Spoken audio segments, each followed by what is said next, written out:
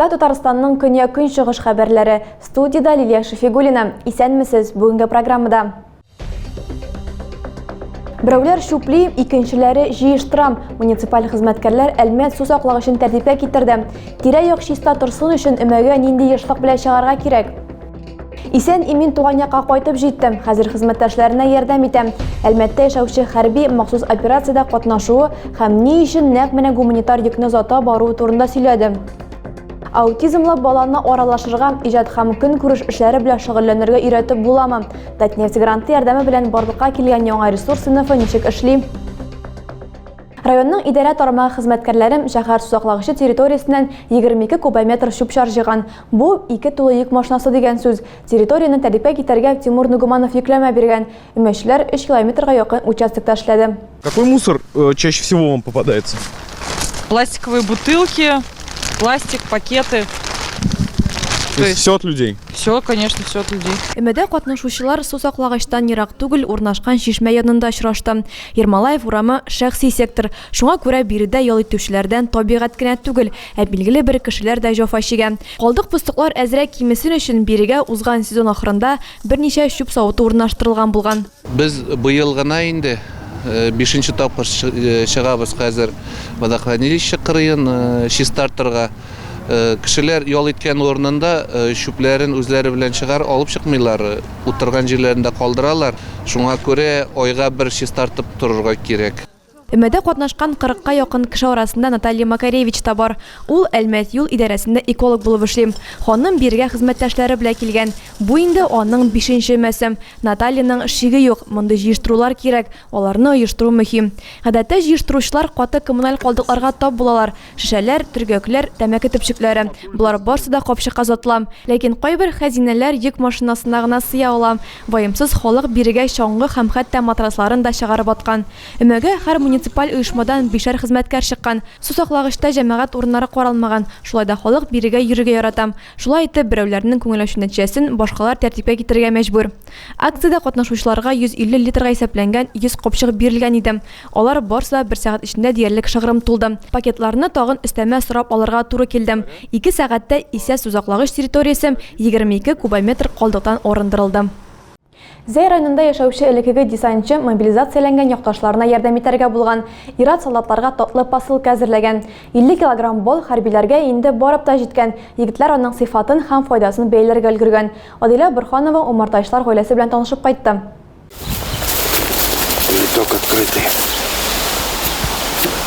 Умартачы Сәйит Таҗетдинов ел әйләнәсе үзенең умарталары янында. Яз-кыш айларында ул кортларны ел уңышы өчен әзерли. Быелгы җәйдә дә бал табышы мул уңыш биргән. Тәмле балның бер өлешен мобилизацияләнгән Зәй ир-егетләренә тапшыра. Кайчандыр үзенә дә Чечня сугышында катнашырга туры килгән. Таҗетдиновларның олы уллары да бүгенге көндә армия сафларында хәрби бурычын үти. Шушы көннәрдә гаиләсе аның исән-сау әйләнеп кайтуын көтә. Илдә барган вакыйгадан битараф калмыйча сугышчыларга бергәләп ярдәм итәргә уйлыйлар. Таҗетдиновлар гаиләсе 6 ел элек югары Мәлем авылына күченеп кайта. Шул вакыттан бирле умартачылык белән шөгыльләнә башлыйлар. Хуҗалыкта 40 баш умарта бар. Кайчандыр бу нигездә күренекле дин эшлеклесе табиб Таҗетдин Ялчыгыл яшәгән. Сәйит Таҗетдинов 6нчы буын бабасы эшен дәвам итеп, кешеләрне терелтү белән дә шөгыльләнә. Без Таҗетдин Ялчыгылның оныклары, шуңа күрә аның изге эшләрен алга таба барабыз. Бездән дә история калсын. Таҗетдиновлар гаиләсе җибәргән гуманитар ярдәмне хәрбиләр күңелләре булып кабул итеп алганнар. Сәйит абый алар белән элемтәдә тора. Әлеге игелекле гамәлгә кушылып, күрше Әлмәт районы умартачысы да Татарстан ир-егетләренә күпләп бал озаткан иде. Адилә Борханова, Александр Тимофеев, Максим Майоров, Көньяк-Көнчыгыш хәбәрләре. Ознакай районы халкы махсус хәрби операциягә маскировка шелтәрләре әзерли. Бу хәрби зонада мөһим әйберләрнең берсе. Бүгенге көндә әлеге эш шәһәрнең 5нче гомуми белем бирү мәктәбендә алып барыла. Маскировка шелтәре бер генә кеше яки төркем өчен дә була ала. Бөтен Россия хәрәкәтенә кушылып шелтәр үргән район активистлары, мәктәп укытучылары җыелды. Укытучылар хәтта авыл мәктәпләреннән дә килгәннәр. Үзебезнең җегетләребезгә әзме күпме ярдәм булсын дип, менә сетка бәйләргә дип килдек. Исән-сау әйләнеп кайтсыннар барлык җегетләр. Маскировка шелтәрен төрле төсле тукымалардан гади балык ятмәсенә ашатып үреп ясыйлар. Берәүләр тукым алып килә, икенчеләр тасмаларга кисә, өченчеләре исә шелтәрне үрү белән мәшгуль. Шундый ук шелтәрләрне Актүбә бистәсе волонтерлары һәм мәдәният хезмәткәрләре дә әзерләгән. Игелекле эшкә барлык мәгариф оешмалары, социаль яклау идарәсе, ветераннар советы да җәлеп ителгән. Һәркем хәрбиләргә кулыннан килгәнчә ярдәм итәргә тырыша. Келесі сюжетыбыз геройы махсус операцияда катнашкан Дамир Батталов. Ул хәрби түгел, хезмәткә кадәр бәйрәм чараларын алып баручы булган. Аларны еш кына Леногорскида үткәргән. Хәзер Дамир республика солдатлары өчен гуманитар йөк озату белән шөгыльләнә. Күптән түгел махсус хәрби операция зонасындагы сәфәре турында ул безнең иҗат төркеменә сөйләде. Дамир март ахырында махсус операцияга китәм. Кайчандыр эшкә гаскәрләрнең спецназ бүлегендә хезмәт иткән. Вакыйгалардан читтә кала алмыйм һәм Запорожьеда сугыш хәрәкәтләрендә катнашам. Махсус операция турында күп сөйләмим. Ират аны яңа буынның кораллы конфликты дип атыйм. Автоматлар белән атышу юк дим. Күбрәк ракета, миномет кебек кораллар кулланыла. 3 айдан соң кайткач гражданкада хәрбиләргә көченнән килгәнчә ярдәм итәргә була. Анда калган солдатлар өчен борчылам. Әлмәт районы башлыгы тәкъдиме белән гуманитар йөкләрне озату җаваплылыгын үз өстенә ала. Күптән түгел гуманитар миссия белән махсус хәрби операция зонасында булып кайткан. Тимер батальоны сугышчылары өчен каралган 12 тонналы йөкне озата барган. Анда аның 2 иптәше хезмәт итә. Башта Самардан Ростов-на-Донуга юл алган, шик аша Мариуполь һәм Мелитопольгә эләккән. Шулай ук гуманитар йөк алга батальонына озатылачак. Бүлек Херсон янында урнашкан. Анда азатлык өчен көрәш бара. Шуңа күрә сәфәр беразга кичектерелгән. Мобилизацияләнгәннәргә ул үзләре белән запаска эшкә киемнәр һәм форма алырга киңәш итә. Гуманитар ярдәм җыю үзәге Әлмәттә урнашкан. Анда битараф булмаган һәркем Татарстанның башка шәһәрләреннән, шул исәптән Леногорскидан да посылкалар һәм игенәләр китерәләр. Техник чаралар, квадрокоптер, генератор, бензин пешкеше сатып алырга ярдәм итәләр. Солдатлар җылы кием салым, чатырлар һәм 5 бармакчыларга да шат булачак. Артып калган гуманитар азык-төлек җирле халыкка таратылачак.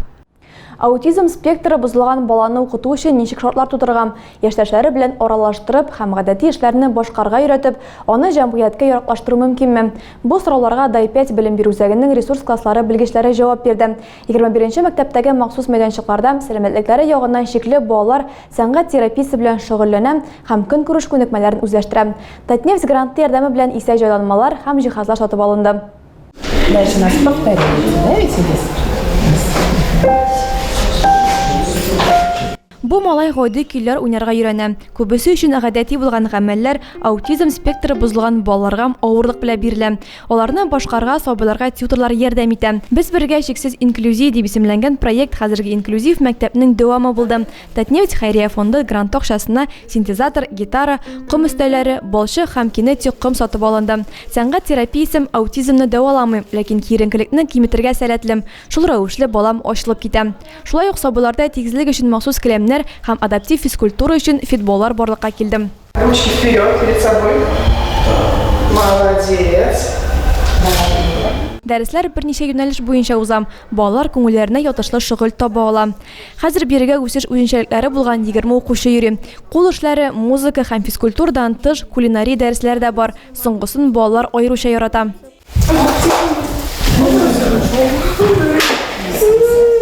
Женя 7нче сыйныф укучысы. Тьютор сүзләренчә, гади дәресләргә үсмер бик сирәк йөргән. Хәзер аш-су, музыка белән кызыксына. Эльза Ибраһимова кайчандыр тәрбияче булып эшләгән. Белеме буенча рус теле һәм әдәбияты укытучысы. Кирәк чакта балага дөрес юл күрсәтә, ярдәм кулы суза. Аутизм спектры бозылган балаларны социальләштерү өчен мөхит булдыру буенча семинар барлык шәһәр мәктәпләре мөгаллимнәре өчен үткәрелде. Аны 21нче мәктәп директоры Елена Төхвәтуллина ачып җибәрде. Башка спикерлар тәҗрибә белән уртаклашты. Инклюзия, тьюторлар роле һәм махсус балалар өчен белем бирү программасы турында сөйләде. Кыр эшләре тәмам. Сезонга йомгак ясар вакыт. Баулыда авыл хуҗалыгы хезмәтчәннәрен хөрмәтләделәр. Бәйрәм җылы котлауларга һәм бүләкләргә бай булды. Тулырак алдагы материалда.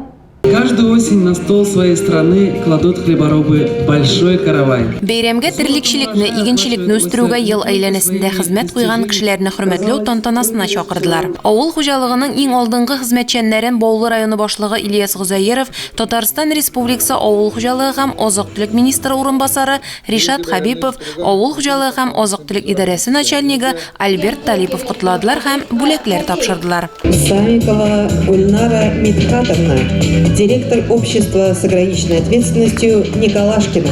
Авыл хуҗалыгы хезмәтчәннәре каршында Муса Җәлил исемендәге мәдәният йортының хореографик һәм вокаль коллективлары махсус концерт программасы белән чыгыш ясады. Мария Кандаурова, Булат Минхәҗев, Көньяк-Көнчыгыш хәбәрләре. Тагы да күбрәк яңалыклар һәм тапшырулар белән безнең рәсми сайтыбызда таныша аласыз. Без социаль челтәрләрдә бар, хәбәрләр юлагыз. Бүгенгә менә шулар. Мин сезнең белән сау булашам. Исән-имин булыгыз.